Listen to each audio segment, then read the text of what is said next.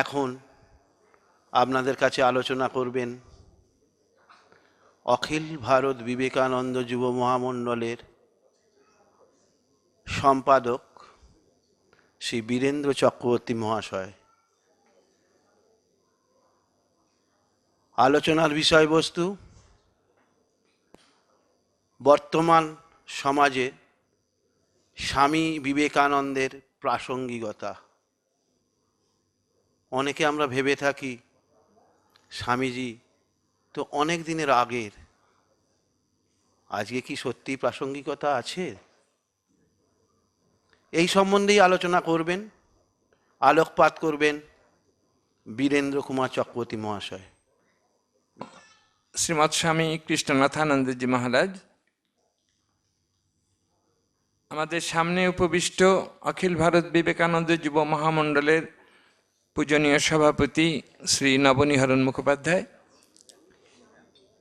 উপস্থিত সুধীবৃন্দ, পূজনীয়া মায়েরা, শুনেছেন আপনারা আজ শুধু স্বামী বিবেকানন্দের জন্মের ইংরেজি তারিখই নয়,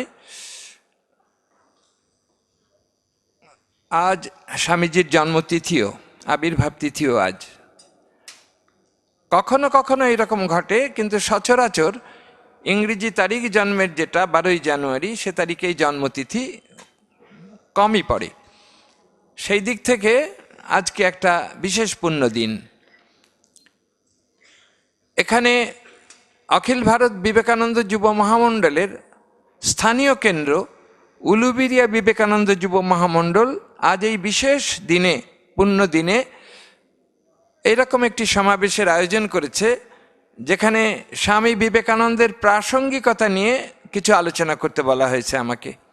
প্রাসঙ্গিকতা মানে আসছে কেন প্রাসঙ্গিকতার কথা?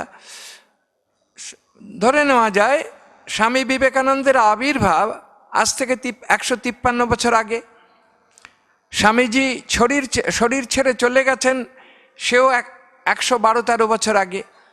কাজেই মনে হতেই পারে যে 153 বছর আগে এসে 112 বছর আগে শরীর ছেড়ে চলে গেছেন যিনি, মাঝখানের 39 বছর বয়স তিনি যে সমস্ত চিন্তা করেছেন বা আমাদের উদ্দেশ্যে যেসব আহ্বান জানিয়েছেন, তা কি আজ এতদিন পরে এই পরিবর্তিত অবস্থায়, ভিন্ন পরিপ্রেক্ষিতে আজও কি স্বামীজির সেই সময় বলে যাওয়া কথাগুলো প্রাসঙ্গিক? প্রাসঙ্গিক মানে আজকের সমাজের যেসব সমস্যা, সেই সব সমস্যার সমাধানে কি স্বামীজির এই কথাগুলো কাজে লাগবে? প্রয়োগগত কোনো মূল্য তার আছে কি? যদি না থাকে তাহলে সেগুলো নিয়ে কেন আমরা ঘাটাঘাটি করব? এই যে 2 ঘন্টা 3 ঘন্টা সময় আমরা এখানে স্বামীজি নিয়ে চর্চা করছি, যদি এর কোনো কার্যকারিতা না থাকে তাহলে করে লাভ কি? এই রকম ধারণা থেকেই প্রাসঙ্গিকতা নিয়ে আলোচনার কথাটা আসে। দেখুন, স্বামীজি এসেছেন 153 বছর আগে ঠিকই, শরীর ছেড়ে চলে গেছেন 112 বছর আগে, কিন্তু সেই সময়ের পরিপ্রেক্ষিতে ভারতবর্ষের তৎকালীন জাতীয় জীবনের যেসব সমস্যা, তার পরিপ্রেক্ষিতে স্বামীজি যে কথাগুলো বলেছেন আপনারা একটু মিলিয়ে নিতে পারেন। আজ সেগুলো ঠিক আজকের সমাজে, আজকে যেসব সমস্যা আমরা মুখোমুখি হচ্ছি, সেই সব সমস্যার সমাধানে সেগুলো কাজে লাগে কিনা। আচ্ছা বলুন তো, এই 2-1 বছরের খবরের কাগজগুলো আপনারা যদি একটুখানি রিক্যাপিচুলেট করেন, স্মৃতিতে আনবার চেষ্টা করেন, দেশের প্রধান সমস্যা তো খবরের কাগজগুলোর পাতায় বেশি করে ফুটে ওঠে। বার্নিং নিউজ যেগুলো, সেগুলো খবরের কাগজে বিশেষভাবে চর্চা হয়। তা আমরা কি দেখছি? বড় সমস্যা কি? সমস্যা সম্ভবত মনে হয় যে এত বড় দেশ ভারতবর্ষ, এখন তার জনসংখ্যা 123-24 কোটি,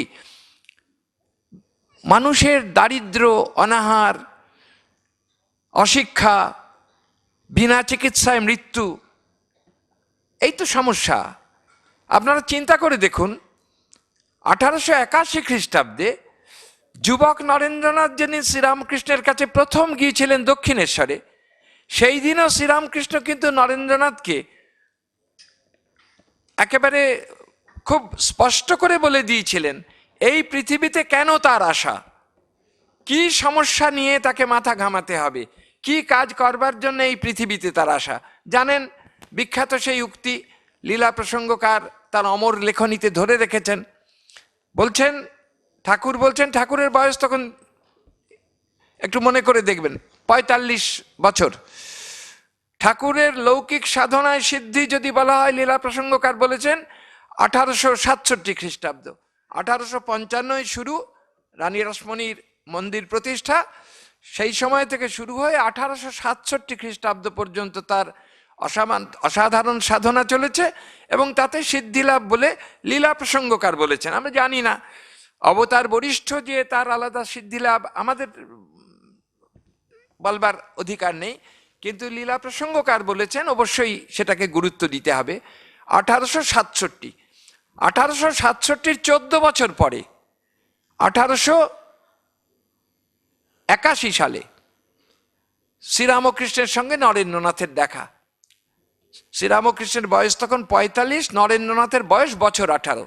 শ্রীরামকৃষ্ণ তখন বিশেষভাবে পরিচিত হয়েছেন সমাজে। ব্রাহ্ম পত্রপত্রিকাগুলো বিশেষভাবে শ্রীরামকৃষ্ণকে মানুষের সামনে তুলে ধরেছে। কেশব সেন সেখানে আসেন, বিজয় কৃষ্ণ গোস্বামী আসেন, শিবনাথ শাস্ত্রী আসেন, নানা প্রসঙ্গ করেন এবং মুগ্ধ হয়ে চলে যান। কাজেই ব্রাহ্ম পত্রপত্রিকায় সেই সব খবর বেরোয়।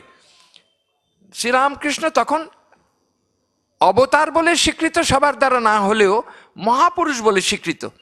সেই সময়ে ওই ১৮ বছরের যুবকের কাছে হাত জোর করে বললেন, অ্যাড্রেস করলেন, সম্বোধন করলেন প্রভু বলে, জানি প্রভু তুমি সেই পুরাতন ঋষি নররূপী নারায়ণ। দায়িত্বটা কি দিলেন ঠাকুর, কেন এসেছো তুমি? জীবের অশেষ দুঃখ দুর্গতি দেখে দয়া করে দেহ ধারণ করে এসেছো জীবের দুর্গতি নাশ করতে। এই জীবের দুর্গতি কি? অবশ্যই দারিদ্র, অশিক্ষা ইত্যাদি। সঙ্গে সঙ্গে দুর্গতি বলতে ঠাকুর বলেছেন, স্বামীজিও বলেছেন, মানুষ হয়ে এসে আমরা পোকার মতো কিলবিল করছি, এ কি কম দুর্গতি নাকি? আমরা মানুষ হয়ে এসেও পশুর মতো জীবনযাপন করছি, এটাও কম দুর্গতি নয়। এর দুদিক থেকেই বলা যায়। ঠাকুর যে দুর্গতির কথা নরেন্দ্রনাথের দৃষ্টি আকর্ষণ করেছিলেন যে দুর্গতির দিকে, দুদিক থেকেই বলা যায়। তা ঠাকুর নরেন্দ্রনাথকে তখন বললেন কি, এই জীবের দুর্গতি নাশ করবার জন্য তোমার আশা। এটা দেখুন ১৮৮১ সালের কথা, পরাধীন ভারতবর্ষ অবশ্যই। এই ১৮৮১ থেকে ৮১ শেষ দিকে শ্রীরামকৃষ্ণের সঙ্গে দেখা, আর ১৮৮৬ খ্রিস্টাব্দে শ্রীরামকৃষ্ণের শরীর চলে যাওয়া। এই যে কটা বছর, এই কটা বছর নরেন্দ্রনাথ শ্রীরামকৃষ্ণ সান্নিধ্যে, শুধু নরেন্দ্রনাথ একা নয়, আরও কিছু ত্যাগী গুরু ভাই তারা সবাই শ্রীরামকৃষ্ণের সান্নিধ্যে থেকে নিজেদের জীবনে একটা রূপান্তর এনেছেন। নরেন্দ্রনাথ হয়ে উঠেছেন বিবেকানন্দ, হয়তো কালী হয়েছেন অভেদানন্দ, বা রাখাল হয়েছেন ব্রহ্মানন্দ। শ্রীরামকৃষ্ণের হাতে এদের এইভাবে জীবনের রূপান্তর ঘটেছে। কেন সেটা যদি বলতে হয়, আমার মনে হয় ওই যে নরেন্দ্রনাথকে তিনি নির্দেশ করলেন যে তোমার এই পৃথিবীতে আসার মুখ্য কারণ এই জীবের অশেষ দুর্গতি, এই দুঃখ দুর্দশা, এই দুঃখ দুর্দশা দূর করতে তোমাকে নিজেকে ডিভোট করতে হবে, নিয়োজিত করতে হবে। সেটা যেমন নরেন্দ্রনাথ, তেমনই রাখাল, তেমনই কালী, সবার ক্ষেত্রেই একই কথা খাটে। তাহলে নরেন্দ্রনাথ যে সময়টায় সমাজ নিয়ে চিন্তা করেছেন, মানুষের সমস্যা নিয়ে চিন্তা করেছেন, শ্রীরামকৃষ্ণ তার মাথায় ঢুকিয়ে দিয়েছেন এই মানুষের দুঃখ দুর্দশা। সেটা যেমন ঐহিক দুঃখ দুর্দশা হতে পারে, অনাহার, দারিদ্র, অশিক্ষা, আবার ঠিক তেমনি একেবারে স্পিরিচুয়াল, আধ্যাত্মিক দুঃখ দুর্দশা। মানুষ হয়ে এসেছি স্বরূপত ব্রহ্ম, অথচ আমরা কিনা একেবারে পশুর মতো জীবনযাপন করছি। এই দুটোই হতে পারে। তা এখন সেই সময়ের পরিপ্রেক্ষিতে স্বামী বিবেকানন্দের কাজ আপনারা যদি দেখেন, ১৮৮৬-তে ঠাকুরের শরীর চলে গেলে নরেন্দ্রনাথ ভারতবর্ষ ঘুরে বেরিয়ে এসেছিলেন। প্রায় পুরো ৩ বছর, ৯০, ৯১, ৯২ শেষ, 92-এর শেষে বা 93-এর একেবারে গোড়ায় দক্ষিণ ভারতে যান, তারপরে সেই বছর মে মাসে চলে যান আমেরিকায়, দরকার নেই সেটা। তো এখন যে কথাটা, ওই যে 3 বছর ঘুরলেন, দেখবেন এখানে সম্ভবত ঠাকুরের দেওয়া সেই দায়িত্বটা পালনের জন্যেই গোটা ভারতবর্ষ ঘুরে ভারতবর্ষের মানুষের সমস্যাটা কি, তার সমাধান কোন পথে হতে পারে, এটাই নরেন্দ্রনাথ। আমি বলি আজকের আধুনিক যে কোনো একটা প্রজেক্ট যদি নিতে হয়, তাহলে সেটা জন্য একটা সার্ভে করতে হয়, একটা জরিপ করতে হয়। নরেন্দ্রনাথ যেন এরকম জরিপ করে পথ খুঁজে বের করলেন। ঠাকুর যে দায়িত্ব দিয়ে গেছেন এই জীবের অশেষ দুর্গতি, এই দুর্গতি দূর করতে হবে, তাহলে এই দুর্গতির মূল কারণটা কি, এই দুর্গতির গভীরতাটা কত বা ব্যাপকতাটা কত, এবং এর মূল কারণ কি, কি উপায়ে এই দুর্গতি দূর করা যায়। স্বামীজির চিন্তার, ওই যে গোটা ভারতবর্ষ পরিভ্রমণ করছেন, তার ভেতরে এই চিন্তাটা সব সময় সক্রিয় ছিল। এবং একটু আগে মহারাজের মুখ থেকেও শুনলেন আপনারা, স্বামীজি যে সিদ্ধান্তে উপনীত হয়েছিলেন সেটা হচ্ছে এই, যে দেশে খাঁটি মানুষের অভাব, তার জন্যেই মানুষের এত দুঃখ, এত দুর্দশা, এত দুর্গতি। আর মানুষের এই দুঃখ, দুর্দশা, দুর্গতি, দেশের এই অধঃপতন, এটা যদি দূর করতে হয়, তাহলে খাঁটি মানুষ যদি গড়ে না তোলা যায়, তাহলে এটা সম্ভব নয়। একটু আগে কথা হচ্ছিল, এখন আবার প্রসঙ্গক্রমে আসতে পারে। স্বামী বিবেকানন্দ ওই 1863-তে জন্ম, 81-তে ঠাকুরের সাথে প্রথম যোগাযোগ, তারপরে 86-তে ঠাকুরের শরীর চলে যাওয়া, 90 থেকে 93 গোটা ভারতবর্ষ পরিভ্রমণ করে ভারতবর্ষের সমস্যা একেবারে তার গভীরতা বা তার মূল কারণটা খুঁজে বের করা। এই যে সময়টা চলছে, তখনও ভারতবর্ষ পরাধীন।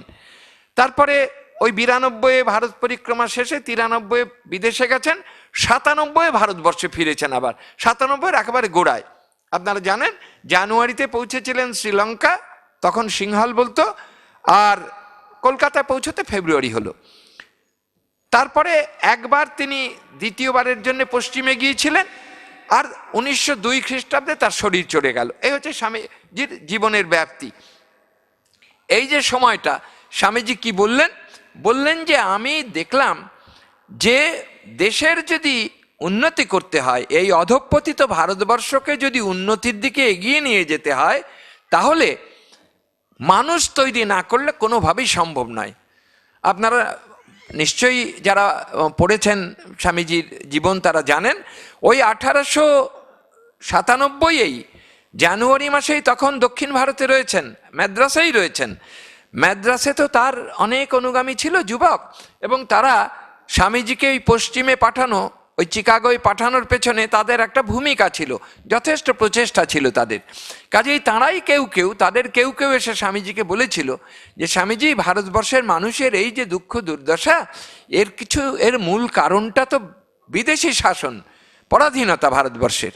কাজেই পরাধীন ভারতবর্ষকে যদি পরাধীনতার নাগপাশ থেকে মুক্ত করা যায়, দেশকে যদি স্বাধীন করা যায়, ভারতবর্ষের মানুষকে শাসন করবার ভার যদি ভারতবর্ষের মানুষের হাতেই অর্পিত হয়, তাহলে আমাদের দেশের মানুষ যদি দেশ শাসন করে, তারা নিশ্চয়ই এমনভাবে করবে যাতে দেশের যথার্থ কল্যাণ হতে পারে।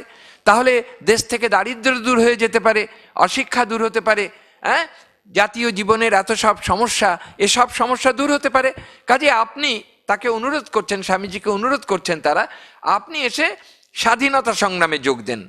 তখন স্বামী বিবেকানন্দ বলেছিলেন যে দেখো, স্বাধীনতা তো দরকার, পরাধীনতাটা অভিশাপ, এই অভিশাপ থেকে মুক্তি দরকার।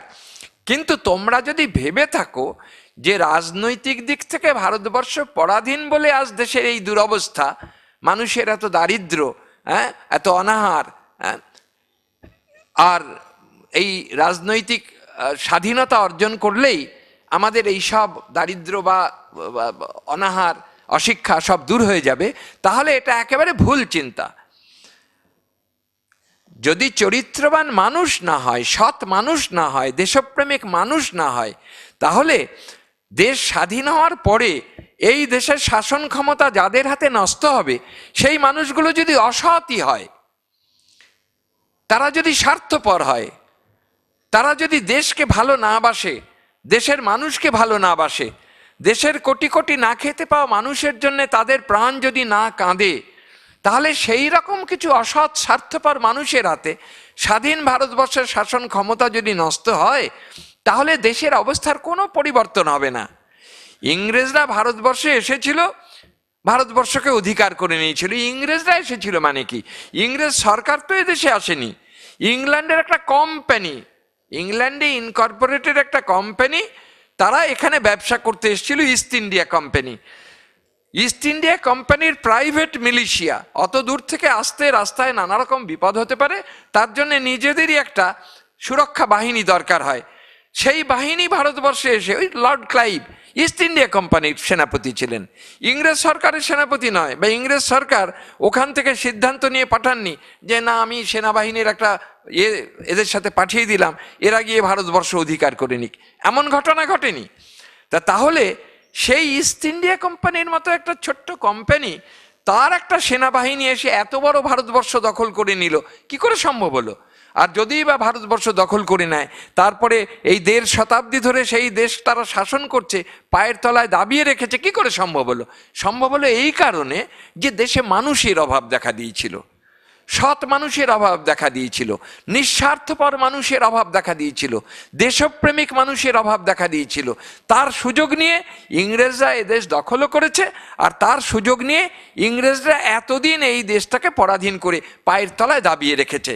কাজেই আগে যদি খাঁটি মানুষ, চরিত্রবান মানুষ, দেশপ্রেমিক মানুষ তৈরি করা যায়, তারা যেমন দেশ থেকে ইংরেজকে হটিয়ে দিতে পারবে, ঠিক তেমনি স্বাধীনতা পাবার পর তাদের মতো সৎ এবং যোগ্য দেশপ্রেমিক নেতৃত্বের হাতে যদি নতুন দেশের দায়িত্ব পড়ে, তাহলে তারা নতুন ভারতবর্ষ, স্বাধীন ভারতবর্ষ এমনভাবে শাসন করবে, এমনভাবে গড়ে তুলবে যে ভারতবর্ষে কেউ না খেয়ে থাকবে না, যে ভারতবর্ষে কেউ শিক্ষার সুযোগ থেকে বঞ্চিত হবে না, যে ভারতবর্ষে কেউ বিনা চিকিৎসায় মারা যাবে না।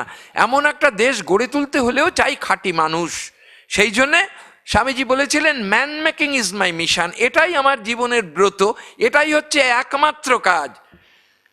সেই জন্যে তিনি এই কাজটাকেই তার কাজ বলে বেছে নিয়েছিলেন। ভারী সুন্দর একটা উদাহরণ দিয়েছিলেন, ভারী সুন্দর বলেছিলেন যে দেখো, যদি দেশের মানুষগুলোকে মানুষ করে আগে না গড়ে তুলি, আর কুবেরের সমস্ত ধন ঢেলে ভারতবর্ষ স্বাধীন করে স্বাধীন ভারতবর্ষের কল্যাণের চেষ্টা করি, উন্নতির চেষ্টা করি, তাহলে গোটা ভারতবর্ষের উন্নতি তো দূরের কথা, একটা গ্রামেরও উন্নতি হবে না।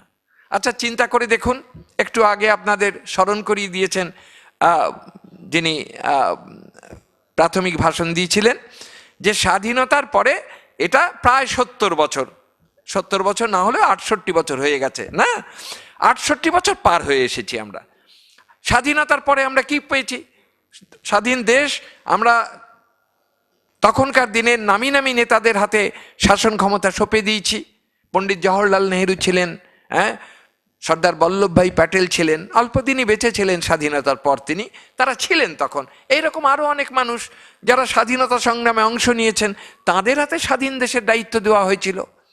স্বাধীনতার পর দেশের অর্থনীতির উন্নতির জন্য আপনারা জানেন পরিকল্পিত অর্থনীতিকে বেছে নেওয়া হলো। আপনারা জানেন সোভিয়েত রাশিয়া এক্সপেরিমেন্ট হয়েছিল 1917 সালের বিপ্লবের পর। সেখানকার যে সোভিয়েত সরকার, তারা ভেবেছিল পরিকল্পিত অর্থনীতির মাধ্যমে দেশের উন্নতি করবে, 5 সালা পরিকল্পনা একটা করে হবে। আমাদের দেশেও পণ্ডিত জওহরলাল নেহেরুর নেতৃত্বে ওই রকম পরিকল্পিত অর্থনীতির পথে দেশের উন্নতির জন্য চেষ্টা শুরু হলো। আপনারা জানেন তখন পরিকল্পনা কমিশনের যারা সদস্য, তাদের ভেতর যেমন ছিলেন স্বাধীনতা সংগ্রামী দেশনায়ক, তেমন ছিলেন বিশিষ্ট বিজ্ঞানীরা। তারা সবাই মিলে ছক কষলেন। প্রথম 5 বছর, দ্বিতীয় 5 বছর, তৃতীয়, এমন কথা বলেছিলেন যে 4টে পঞ্চবার্ষিকী পরিকল্পনা শেষ হলে দেশ অর্থনীতিতে স্বয়ংভর হবে, দেশে বেকার থাকবে না, এই রকম আশা ব্যক্ত করেছিলেন, আশা দেখিয়েছিলেন দেশের মানুষকে। কিন্তু দেখা গেল না, তা মোটেই হয়নি। বরং অর্থনীতির ভিত আরো দুর্বল হয়ে পড়েছে নানা কারণে। অনেকে বলেন সঙ্গে বৈদেশিক আক্রমণ একটা ঘটনা হয়েছিল। যাই হোক না কেন, এটা আপনারা দেখতে পাচ্ছেন যে না, গোটা পৃথিবী জুড়ে ওই স্বামীজি বলেছিলেন কুবেরের সব ধন ঢেলেও দেশের উন্নতি করা যাবে না, আগে যদি মানুষগুলোকে মানুষ না করা যায়। গোটা পৃথিবীর কুবেরদের খুঁজে আনা হলো। আপনারা জানেন কুবের মানে আমরা এরকম ভাবি, হ্যাঁ, পৌরাণিক ধনের দেবতা, যার ধনের কোনো শেষ নেই, অফুরন্ত ধন না।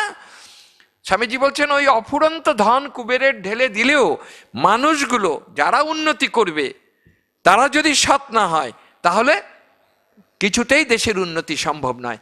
ভারতবর্ষেও নতুন সরকার স্বাধীনতার পর তারা কুবেরের ধন, কুবের মানে আধুনিক কুবের বলতে পারি কি, হ্যাঁ, world bank, international monetary fund, এরকম আন্তর্জাতিক এইরকম এজেন্সিগুলো, ফিনান্সিয়াল এজেন্সি বা ধনী দেশগুলো, তারাই তো আধুনিক কুবের বলতে পারি, যাদের কাছ থেকে বিপুল পরিমাণ অর্থ ধার করে নিয়ে আসা হলো, সুদের বিনিময়ে সদ্য হবে এই চুক্তি করে। ধীরে ধীরে দেখা গেল সুদের অঙ্ক বেড়ে গেল, ঋণ বেড়ে গেল।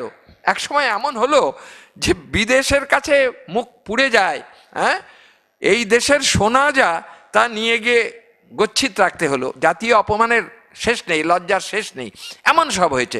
কিন্তু আমার বলা এই জন্যে যে স্বামী বিবেকানন্দ সেই সময়ে স্বাধীনতার 50 বছর আগে বলেছেন যে কথা, মানে আজ থেকে 112-14 বছর আগে যে কথা স্বামী বিবেকানন্দ বলেছেন, যে যদি দেশের মানুষগুলো যথার্থ মানুষ করে গড়ে না তোলা যায় তাহলে রাজনৈতিক স্বাধীনতা অর্জন করে কিছু করা যাবে না।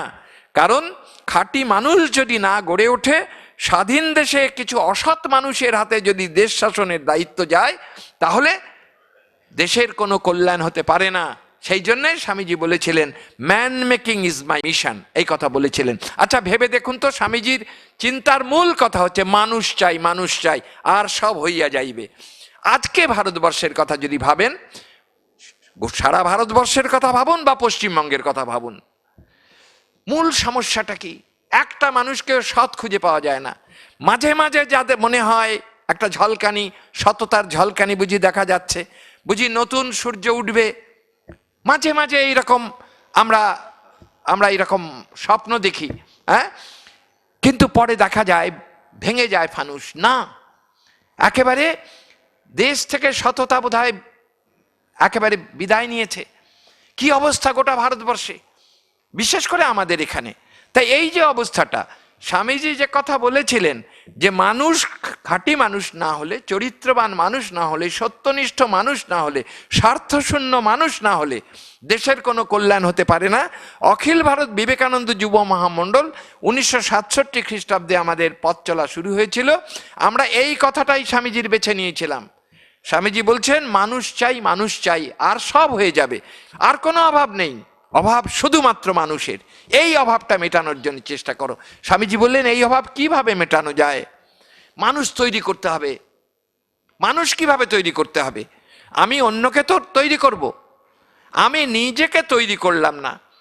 আমি পরিপূর্ণ সত্যে আমার নিষ্ঠা নেই, আমার ভেতরে স্বার্থের বোধ মাঝে মাঝে উঁকি দেয়। আর আমি যদি অন্যকে বলি তুমি সৎ হও, তুমি স্বার্থশূন্য হও, দেশকে ভালোবাসো, হ্যাঁ, দেশের স্বার্থকে অগ্রাধিকার দাও নিজের স্বার্থের উপরে, আমি বললাম, আর আমি নিজে কিন্তু আমার নিজের ভেতরে স্বার্থপরতা আছে, আমার নিজের ভেতরে অসততা আছে। আমি যদি এইভাবে অন্যকে করার চেষ্টা করি নিজে না হয়ে, তাহলে তাতে কোনো ফল হতে পারে না। স্বামী বিবেকানন্দের তো ছিল ঋষির প্রজ্ঞা, তার তো ছিল ঋষির দৃষ্টি। সেই জন্য স্বামীজি যে মানুষ করার কথা বললেন, তার সূত্রটা কি বললেন? স্বামীজি দিলেন বি অ্যান্ড মেক। এই যে হওয়াটা, নিজে আগে মানুষ হও, নিজে সত্যনিষ্ঠ হও, নিজে স্বার্থশূন্য হও, নিজে পরিপূর্ণ দেশপ্রেমিক হও। এই কোটি কোটি না খেতে বা মানুষের অনাহারের চিন্তা তোমার রাতের ঘুম দূর করে নিক। 1897 খ্রিস্টাব্দের জানুয়ারি মাসে বিখ্যাত বক্তৃতা দিয়েছেন ম্যাদ্রাসে। জানেন, প্রথমবার পশ্চিম থেকে এসে ম্যাদ্রাসে সব থেকে বেশি সম্বর্ধনা দেওয়া হয়েছিল। সেখানে যে কটি ভাষণ দিয়েছিলেন তার ভেতর সব থেকে বিখ্যাত ভাষণটি, যেটি বই আকারে যখন ছাপা হয়েছে তখন তার শিরোনাম দেওয়া হয়েছে মাই প্ল্যান অফ ক্যাম্পেইন বলে। সেই বক্তৃতায় স্বামীজি বলছেন যে তোমাদের কি রকম হতে হবে? বলছেন যে দেশের কোটি কোটি মানুষ যারা দেবতা এবং ঋষির বংশধর, তারা আজ প্রায় পশুপ্রায় হয়ে দাঁড়িয়েছে। কোটি কোটি লোক অনাহারে অর্ধাহারে দিন কাটাচ্ছে, অশিক্ষার কালো মেঘ সমস্ত ভারত আকাশ আচ্ছন্ন করে রয়েছে। এদের কথা ভাবতে ভাবতে তোমার কি রাতের ঘুম দূর হয়ে গেছে? হ্যাঁ, তোমার কি পাগল হওয়ার উপক্রম হয়েছে? যদি হয়ে থাকে তবে তোমরা দেশপ্রেমিক হওয়ার প্রথম সিঁড়িটায় মাত্র পা দিয়েছ। তখনও তুমি পরিপূর্ণ দেশপ্রেমিক হয়ে যাওনি, তুমি তখন দেশপ্রেমিক হওয়ার পথে প্রথম সিঁড়িটায় পা দিয়েছ। তো এই রকম মানুষ হতে হবে, এই রকম দেশপ্রেমিক হতে হবে। স্বামী বিবেকানন্দ বললেন, কোটি কোটি মানুষের দুঃখ বেদনা আমার নিজের আত্মকেন্দ্রিক জীবন যাপন করতে আমাকে আমার ভেতরে ঘৃণার সঞ্চার করবে। স্বামীজি বলছেন দেশের উন্নতি করতে হলে প্রাক শর্ত কি? বলছেন যবে শত শত মহাপ্রাণ নরনারী সকল বিলাস ভোগ সুখের ইচ্ছা বিসর্জন দিয়ে কায় মনোবাক্যে দারিদ্র মূর্খতার ঘনাবর্তে ক্রমশ উত্তরোত্তর নিমজ্জিত হচ্ছে যে কোটি কোটি দেশবাসী আমাদের, তাদের কল্যাণ চিন্তায় যখন আমি একেবারে নিজেকে সম্পূর্ণ নিয়োজিত করব, তখন ভারতবর্ষ জাগবে। আমার প্রয়োজনের বেশি ভোগ করার কোনো ইচ্ছা থাকতে পারবে না, ভোগ আমি করতে পারবো না। সকল বিলাস ভোগ সুখেচ্ছা বিসর্জন দিতে হবে। স্বামী বিবেকানন্দ বললেন এই রকম হয়ে এই কোটি কোটি না খেতে পাওয়া মানুষদের চিন্তায় রাতের ঘুম তার চলে যাবে, হ্যাঁ, তার মাথা ঘুরতে থাকবে। এই রকম যদি হয় তবে দেশের কল্যাণ। স্বামীজি বলেছিলেন এই রকম আমাদের হতে হবে এবং অপরকে এই রকম দেশপ্রেমিক এই রকম মানুষ হতে উদ্বুদ্ধ করতে হবে। এইভাবে বলছেন বি অ্যান্ড মেক, তুমি নিজে হও, মানুষ হও এবং অন্যকে এইরকম মানুষ করে গড়ে তোলো। এইভাবে একটা মানুষ হওয়ার মানুষ গড়ার আন্দোলন যদি সৃষ্টি করা যায় এবং এইভাবে যদি অনেক মানুষ গড়ে তুলতে পারি, হ্যাঁ, যাদের ভেতরে কোনো অসততার দাগও থাকবে না, যাদের ভেতরে স্বার্থপরতার লেশও থাকবে না, যারা শুধু দেশ এবং দেশের মানুষের কল্যাণ চিন্তায় বিভোর হয়ে থাকবে, এই রকম মানুষ যদি অনেক গড়ে তোলা যায় তবে নতুন ভারতবর্ষ গড়ে তোলা যাবে, তার আগে যাবে না। স্বামী বিবেকানন্দ বলেছিলেন আজ দেখুন স্বাধীনতার 68 বছর পরে কুবেরের ধন ঢেলে ভারতবর্ষের উন্নতির কত চেষ্টা হয়েছে, প্রায় বিকিয়ে দেওয়া হয়েছে। অর্থনীতিবিদেরা পরিসংখ্যান দিয়ে বলছেন যে একটা নতুন শিশু আর জন্মাচ্ছে, সে তো কিছুই জানে না, সেই শিশুটা জন্মাচ্ছে, তার উপরে যে ঋণের বোঝা, সেই টাকার বোঝা যদি তার কাঁধে চাপিয়ে দেওয়া যায় তাহলে সে বেঁচে থাকতে পারবে না। এই হচ্ছে আজকের অবস্থা। তা স্বামী বিবেকানন্দের সেই 110-12 বছর কি 14 বছর আগে বলা কথা আজকে প্রাসঙ্গিক কিনা আপনারা ভেবে দেখুন। আজকে ভারতবর্ষের কি সমস্যা? এই সমস্যা, একমাত্র সমস্যা, সৎ মানুষ খুঁজে পাওয়া যায় না, দেশপ্রেমিক মানুষ খুঁজে পাওয়া যায় না, স্বার্থশূন্য মানুষ খুঁজে পাওয়া যায় না। একেবারে যারা মন্ত্রী থেকে শুরু করে একেবারে পঞ্চায়েতের যারা আছেন সবাই, এবং আশ্চর্য কথা সমস্ত কিছু যখন পরিষ্কার হয়ে যায় তখনও তারা শোধরাবার কোনো এ নেই। আর কিভাবে কায়দা করে সেই অন্যায়কে সমর্থন করবেন, হ্যাঁ, নিজের চারিত্রিক এই স্খলন, এই পতন, এই অধঃপতনকে কিভাবে সমর্থন করবেন, এই চেষ্টা চলছে। স্বামী বিবেকানন্দ আমাদের বললেন এটা যতদিন চলবে ততদিন দেশের উন্নতি হতে পারবে না, ভারতবর্ষের উন্নতি হতে পারবে না, ভারতবর্ষের মানুষের কোনো কল্যাণ করা সম্ভব নয়। সেই জন্য অখিল ভারত বিবেকানন্দ যুব মহামণ্ডল আমরা এই গত প্রায় 50 বছরের কাছাকাছি 48 বছর ধরে আমরা চেষ্টা করে চলেছি যে ভারতবর্ষের বিভিন্ন জায়গায় যুবকদের গিয়ে বোঝাতে হবে যে দেখো ভাই, দেশের আজ এত অধঃপতন, দেশের মানুষের এত দুঃখ, এত দুর্দশা, শুধুমাত্র এই দুর্দশার কথা বলে তো লাভ নেই। ঘর যদি অন্ধকার হয় তাহলে অন্ধকার অন্ধকার বলে চিৎকার করলে অন্ধকার দূর হবে কি? হবে না। স্বামীজি বলছেন বরং আলো জ্বালো, অন্ধকার ঘরে একটা আলো জ্বাললে অন্ধকার দূর হবে। ভারতবর্ষের এই দুঃসময়, ভারতবর্ষের মানুষ একটা সংকট সংকট সংকট বলে যদি চিৎকার করি তাহলে কি ফল হবে? হবে না। কি করতে হবে? সংকট দূর করবার উপায়টা মানুষের কাছে পৌঁছে দিতে হবে। আমাদের অশেষ সৌভাগ্য যে আমাদের মাথা থেকে বের করার প্রয়োজন নেই। স্বামী বিবেকানন্দ বলে দিয়ে গেছেন যে এই সংকট দূরীকরণের একমাত্র উপায়, এসো তোমরা মানুষ হও, তোমরা দেশকে ভালোবাসো, দেশের মানুষকে ভালোবাসো। প্রশ্ন করেছেন স্বামীজি, তোমরা কি দেশকে ভালোবাসো, তোমরা কি দেশের মানুষকে ভালোবাসো? তাহলে এসো আমরা মানুষ হবার জন্য প্রাণপণ চেষ্টা করি। মহামণ্ডল দেশের যুবকদের এই কথাই বলছে যে কে দোষী এর জন্যে তুমি যদি খুঁজে বের করতে চাও অমুক দোষী, ওকে দোষী করলাম, লাভ নেই। পারস্পরিক নিন্দা বর্ষণে কোনো লাভ নেই, স্বামী বিবেকানন্দ বলেছেন। তাহলে কি করতে হবে? তাহলে খুঁজে দেখো, আমাদের সবার দায়িত্ব আছে দেশমাতৃকার কল্যাণের জন্যে, দেশমাতৃকাকে এই যে সংকট থেকে উত্তরণের জন্যে যার যা করা দরকার আমরা কেউ তা করছি না। সেই জন্য অনেক দেরি হয়ে গেলেও আর দেরি নয়, এসো আমরা স্বামী বিবেকানন্দের ডাকে সাড়া দিয়ে এখন থেকে শুরু করি। আমি নিজে সত্যনিষ্ঠ হয়ে উঠি, নিঃস্বার্থপর হয়ে উঠি, স্বার্থশূন্য হয়ে উঠি। এইভাবে যদি আমি নিজে এবং আরও অনেককে এই রকম মানুষ হতে অনুপ্রাণিত করতে পারি, তাহলে স্বাধীনতার দেখুন প্রথম 68 বছর হয়তো ব্যর্থ হয়েছে। আমার মনে হয় এখনো যদি বাকি 7 বছর আমরা খুব আন্তরিকভাবে কাজ করি, সমস্ত বিলাসভোগ সুখেচ্ছা বিসর্জন দিয়ে এই দেশের কল্যাণের জন্য নিজেদের সঁপে দিই, তাহলে হয়তো স্বাধীনতার প্রথম 50 বছর ব্যর্থতার গ্লানি বয়ে নিয়ে বেড়াতে হয়েছে। এই আগামী যে পরের যে 25 বছর, অর্থাৎ স্বাধীনতার আজকালকার ভাষায় প্ল্যাটিনাম জুবিলি টুবিলি যদি কখনো হয়, তখন হয়তো একটা নতুন ভারতবর্ষের দিকে আমরা এগোতে পারি, যদি আমরা স্বামীজির ডাকে এখনো সাড়া দিয়ে এগোই। আপনারা দেখুন, অখিল ভারত বিবেকানন্দ যুব মহামণ্ডল যখন শুরু করেছিল আমাদের পথ চলা, তখন আমাদের 6টি মাত্র ছোট ছোট কেন্দ্র নিয়ে আমরা শুরু করেছিলাম।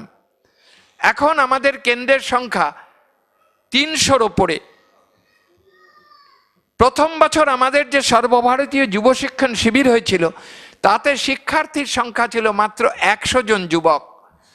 আর এই বছর আমাদের যে সর্বভারতীয় শিবির এই কদিন আগে শেষ করলাম, এই গত ডিসেম্বর মাসের 25 তারিখ থেকে 30 তারিখ পর্যন্ত, তাতে সারা ভারতবর্ষ থেকে 1651 জন যুবক এসেছিল।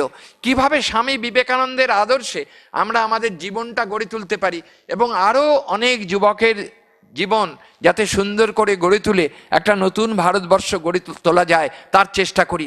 এই মাত্র কদিন আগে আমরা সর্বভারতীয় শিবির করে এলাম।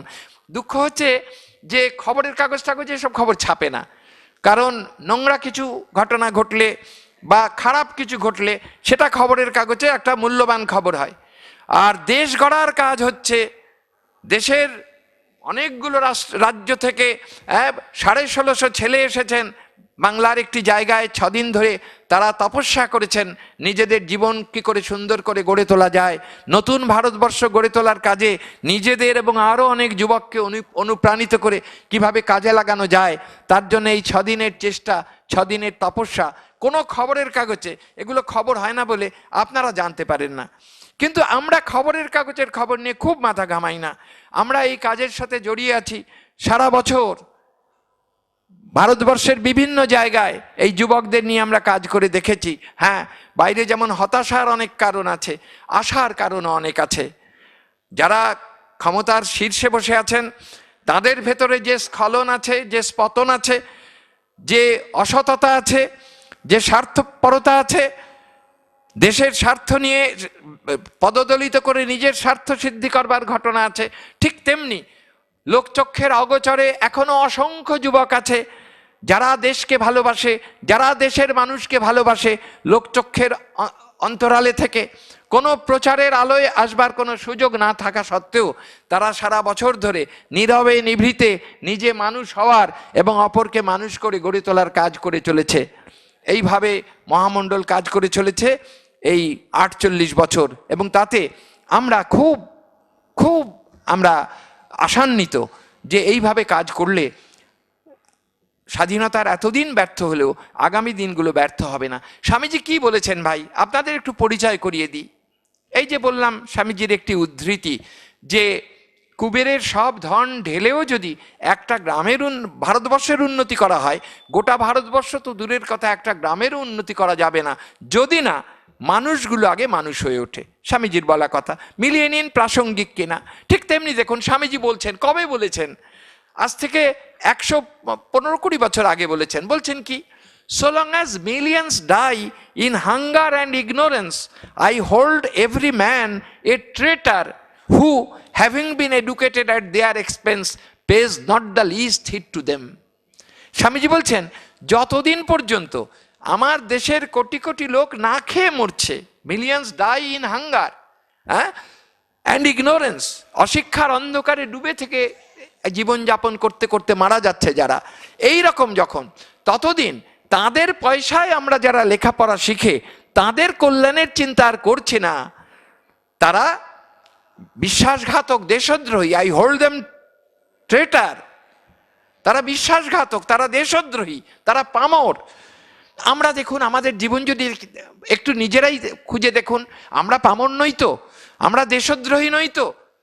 একটু খুঁজে দেখুন তো, আমরা যে লেখাপড়া শিখেছি, বা আজ যারা আমাদের ছোট ভাইয়েরা শিখছে স্কুলে কলেজে, স্কুলের শিক্ষা প্রায় অবৈতনিক, কলেজের শিক্ষাও নামমাত্র টাকা হয়তো অভিভাবকদের দিতে হয়, কিন্তু একটি কলেজে যত শিক্ষক থাকেন, একটা কলেজের যে ইনফ্রাস্ট্রাকচার, এটা কিন্তু এই অভিভাবকদের দেওয়া মাইনের টাকায় সেটা সংগ্রহ করা যায় না। ইউনিভার্সিটি গ্র্যান্ট কমিশন, কেন্দ্রীয় সরকারি সংস্থা, সমস্ত কলেজের, বিশ্ববিদ্যালয়ের শিক্ষকদের বেতন দিয়ে দেয়। এই বেতনটা কোত্থেকে আসে? ইউনিভার্সিটি গ্র্যান্ট কমিশন কোত্থেকে পায়? সরকারি রাজস্বের টাকা এইভাবে ভাগ করে দেওয়া হয়। সরকারি রাজস্ব মানে এই ভারতবর্ষের যে 123-24 কোটি মানুষ বললাম, এই মানুষদের কাছ থেকে নেওয়া করের টাকা, সেটাই সরকারি রাজস্ব হিসাবে জমা হয়। এই টাকাটা কাদের থেকে আসে? কর কাঠামো যেটা, ট্যাক্স স্ট্রাকচার যেটা, সেটা বিশ্লেষণ করলে দেখা যাবে যে অধিকাংশ করের টাকাটা আসে গরিব মানুষদের থেকে। ধনীদের থেকে যে টাকা আসে সেটা তুলনায় অনেক কম, কারণ গরিবেরা তো সংখ্যায় অনেক বেশি, আর ধনীরা যে ট্যাক্স দেন চোখে দেখা যায়, যেমন ইনকাম ট্যাক্স দেন বা এই রকম এমন কিছু ট্যাক্স যেটা চোখে দেখা যায়, আর দরিদ্ররা যেটা দেন সেটা অধিকাংশই হচ্ছে ইনডিরেক্ট ট্যাক্স, চোখে কম দেখা যায়। ধরুন, তারা তো কিছু না কিছু জিনিস কেনেন, খাবার জন্য কিছু সামগ্রী কিনতে হয়, পরিধেয় বস্ত্র হিসাবে কিছু না কিছু কিনতে হয়, এ সমস্ত কিছুতে কিন্তু ট্যাক্স আছে, সেটা দামের ভেতরে অঙ্গীভূত হয়ে যায়। প্রডিউসাররা যে ট্যাক্স দিচ্ছে সেই ট্যাক্সটা তারা আলাদা করে আমাদের থেকে কেটে নিচ্ছে না, কিন্তু কি করছে, ওই দ্রব্যের যে মূল্য তারা ফিক্স করছে তার ভেতরে ইনক্লুড করে নিচ্ছে। কাজেই আপনি দাম হিসাবে যেটা দিলেন, ইনডাইরেক্টলি তার মধ্যে ট্যাক্সও দিয়ে দিলেন। কবে স্বামী বিবেকানন্দ বলেছিলেন যে আমরা তাদের পয়সায় লেখাপড়া শিখি, মানে এই দেশের দরিদ্র মানুষের পয়সায় লেখাপড়া শিখি, মানে এই দরিদ্র মানুষদের কাছ থেকে সংগৃহীত করের টাকায় যে সরকারি রাজস্ব, সেই সরকারি রাজস্ব ব্যয় করে যে বিদ্যালয়, উচ্চ বিশ্ববিদ্যালয় এগুলো চলে, সেটা এই মানুষদের কাছ থেকে। অথচ আমরা লেখাপড়া শিখলাম, আমরা হয়তো চাকরি বাকরি পেয়ে আমরা দেশের এই গরিব মানুষদের কথা ভুলে যাই, ভাবি না। স্বামীজি বলছেন, এটা যদি হয় আমি তোমাদের দেশদ্রোহী বলবো, আমি তোমাদের বিশ্বাসঘাতক বলবো, পামর বলবো। আচ্ছা বলুন, সত্যি এটা ঠিক নয় কি? আমরা তথাকথিত শিক্ষিত মানে ডিগ্রিধারী হলে শিক্ষিত বলি, যথার্থ শিক্ষিত হলে দেশের এই দরিদ্র মানুষদের কথা না ভেবে আমরা জীবন কাটাতে পারি না। কিন্তু আমরা সাধারণভাবে ওই তাদের পয়সায় শিক্ষিত হয়েও তাদের কল্যাণের চিন্তা আমরা করি না। আচ্ছা, এই যে যুবকদের স্মরণ করিয়ে দিয়েছেন স্বামী বিবেকানন্দ, যে না, তোমাদের দায়িত্ব আছে দেশের প্রতি, তোমাদের দায়িত্ব আছে দেশের মানুষের প্রতি।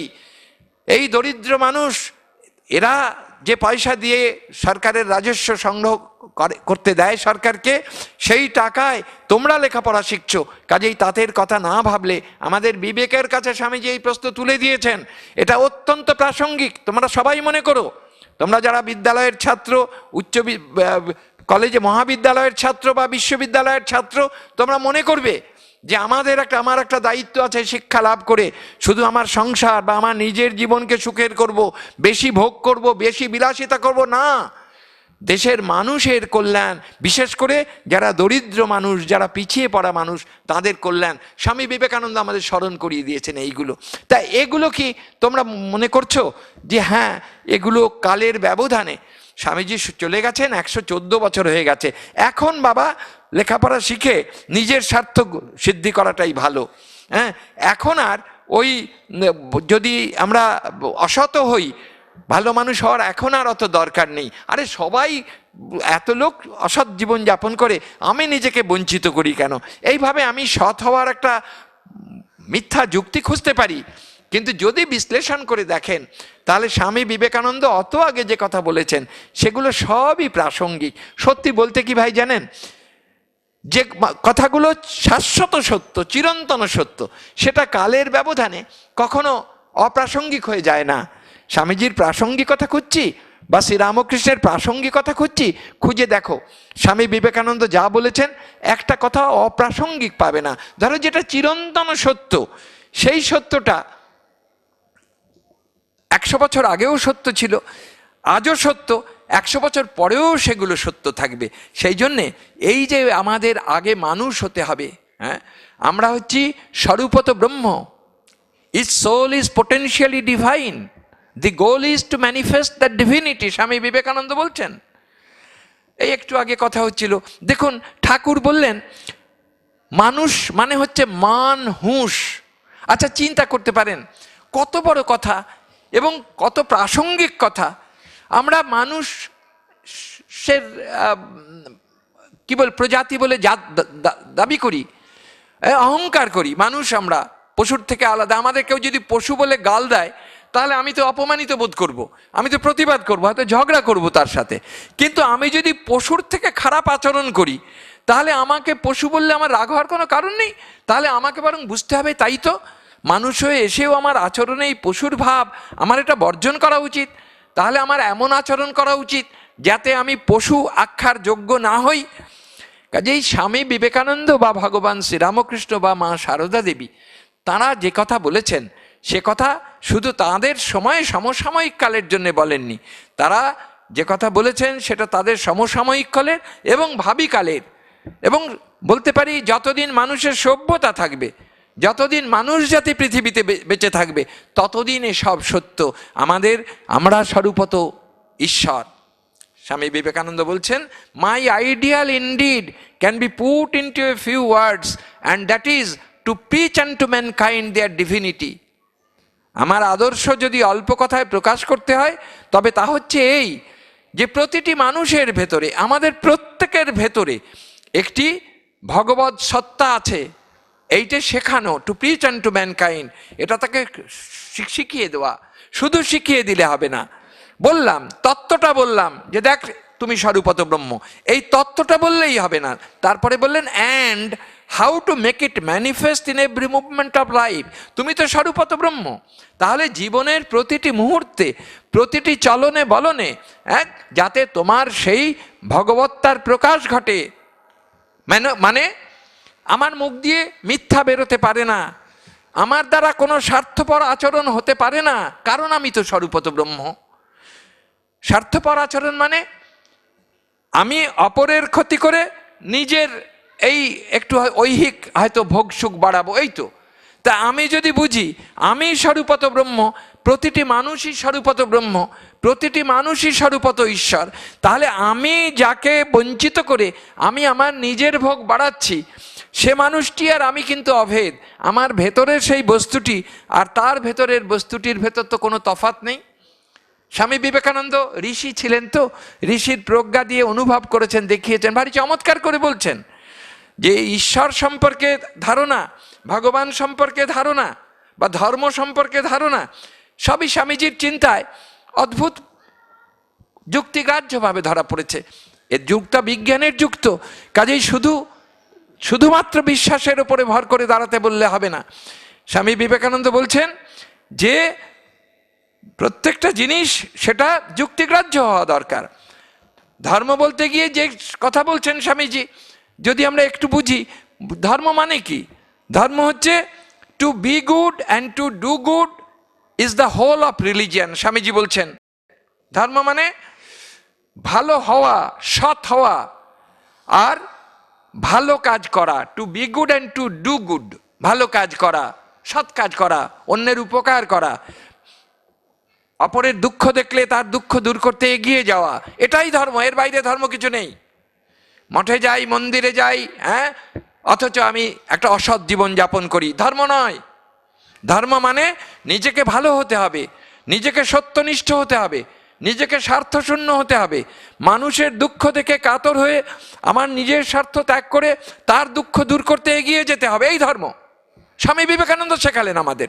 আচ্ছা বলুন তো, আপনাকে বলবেন যে স্বামীজির এই কথাগুলো অপ্রাসঙ্গিক হয়ে গেছে, আগে খাটতে পারতো, এখন আর খাটে না? কাজেই যদি আমরা একটুখানি বিচার করে বিশ্লেষণ করে দেখি, তাহলে দেখব স্বামীজির কথা যেমন সেদিন প্রাসঙ্গিক ছিল, আজও প্রাসঙ্গিক। তাই আমাদের দায়িত্ব, বিশেষ করে যুবকদের, যারা বয়স্ক তারা হয়তো উপদেশ দিতে পারেন, তারা হয়তো তাদের একটু উৎসাহ দিতে পারেন, কিন্তু যারা যুবক তাদের তো এখনো অফুরন্ত কর্মশক্তি রয়েছে। স্বামী বিবেকানন্দ তাদের উপরে বিশ্বাস স্থাপন করেছিলেন। 1893 খ্রিস্টাব্দে জানো তো চিকাগো ধর্ম মহাসভা হয়েছিল। 11ই সেপ্টেম্বর তারিখে ধর্ম মহাসভা শুরু হয়েছিল। তার 20 দিন আগে 20শে আগস্ট তারিখে স্বামীজি আমেরিকা থেকে একটা বিখ্যাত চিঠি লিখেছেন তার এক যুবক ভক্তের কাছে। তোমরা তার নাম সবাই জানো, আলাসিঙ্গা পেরুমল, দক্ষিণ ভারতীয় শিষ্য। তাকে যে চিঠিটা লিখছেন বাংলা করলে দাঁড়ায় এই রকম। তোমরা জানো বোধহয় যে স্বামীজি চিকাগো ধর্ম মহাসভায় যোগ দিতে গিয়ে বহু রকম বাধা বিপত্তির সম্মুখীন হয়েছিলেন। প্রথম বাধা হচ্ছে 2 মাস আগে গিয়ে উপস্থিত হয়েছেন, এতদিন থাকবেন কোথায়, তার টাকা পয়সা কোথায়, পরিচিত লোক তো কেউ নেই যে তার আতিথ্য নেবেন। পকেটে গোনাগুন্তি কটা টাকা দিয়ে পাঠিয়ে দিয়েছেন তার যারা ভক্ত শিষ্য তারা। কিন্তু ওই টাকা এতদিন থাকা যাবে না, ভীষণ শীতের দেশ আর খুব খরুচে দেশ, ব্যয়বহুল দেশ। বলছেন এখানে এমন একটা অবস্থা হয়েছে, দারুণ শীতে অনাহারে বিনা আশ্রয়ে হয়তো আমার শরীরই চলে যেতে পারে, আমার মৃত্যু হতে পারে, কিন্তু তার জন্য আমার কোনো চিন্তা নেই। দেখো, তার নিজের শরীর চলে যেতে পারে, তার জন্য চিন্তা নেই। কারণ জানো তো অন্য জায়গায় স্বামীজি বলেছেন, আমি আমার এই শরীরটাকে একটা ছেঁড়া কাপড়ের মতো ত্যাগ করে চলে যেতে পারি ছুঁড়ে, হ্যাঁ, কিন্তু তাতে আমি কাজ থেকে বিরত হব না, সেখানে বলছেন। আর এখানে বলছেন যে আমার শরীরটা যদি চলে যায় দারুণ শীতে অনাহারে, তবু আমার চিন্তা নেই। যদি তোমরা আমার যুবক ভাইয়েরা আমাকে এই কথা আশ্বাস দাও, এই কথা যে আমার শরীর চলে গেলেও আমি যেমন ভারতবর্ষকে ভালোবাসি, আমি যেমন ভারতবর্ষের মানুষদের প্রাণপণ ভালোবাসি, ভারতবর্ষের কল্যাণের জন্য এবং ভারতবর্ষের মানুষদের কল্যাণের জন্য আমি যেমন প্রাণপণ চেষ্টা করে চলেছি, তোমরা যদি আমার শরীর চলে যাবার পরেও আমারই মতো ভারতবর্ষ এবং ভারতবর্ষের মানুষদের ভালোবাসো এবং ভারতবর্ষ আর ভারতবর্ষের মানুষের কল্যাণের জন্য আমারই মতো প্রাণপণ চেষ্টা করবে, এই আশ্বাস তোমরা আমাকে দাও, তাহলে আমি শান্তিতে শরীর ছেড়ে যেতে পারবো। আচ্ছা বলুন, আজকের যুবকদের কাছে স্বামীজির এই আহ্বান যদি তুলে ধরা হয়, তাহলে এটা কি অপ্রাসঙ্গিক?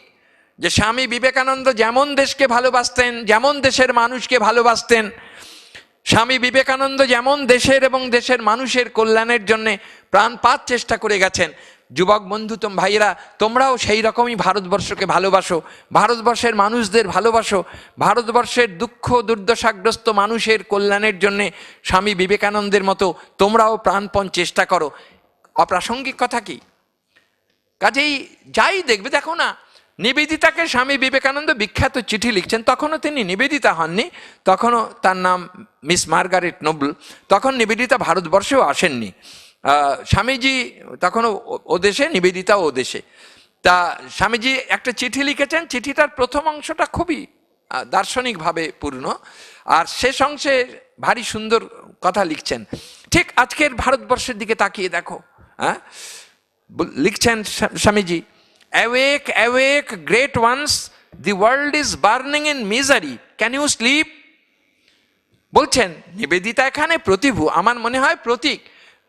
নিবেদিতার মাধ্যমে সমস্ত যুবক যুবতী সবাইকেই আবেদন জানাচ্ছেন স্বামীজি, তাকে আহ্বান জানাচ্ছেন, awake awake great ones, হে মহাপ্রাণ ওঠো জাগো, হ্যাঁ, the world is burning in misery, জগৎ দুঃখে পুড়ে খাক হয়ে যাচ্ছে, ভারতবর্ষ দুঃখে পুড়ে খাক হয়ে যাচ্ছে, এই বাংলাদেশের মানুষ দুঃখে পুড়ে খাক হয়ে যাচ্ছে, কোটি কোটি মানুষ তারা এখনো খেতে পায় না, কোটি কোটি মানুষ তাদের শিক্ষার সুযোগ নেই, কোটি কোটি মানুষ এখনো বিনা চিকিৎসায় মারা যায়। কাজেই দেশের মানুষ আমাদের দুঃখে পুড়ে খাক হয়ে যাচ্ছে। আমাদের কি যার যার নিজের নিজের স্বার্থ চিন্তায় মত্ত হয়ে থাকা সাজে? এই আহ্বান অপ্রাসঙ্গিক কি? কাজেই আমি বলবো তোমাদের, তোমরা স্বামীজি পড়ো ভাই ভালো করে।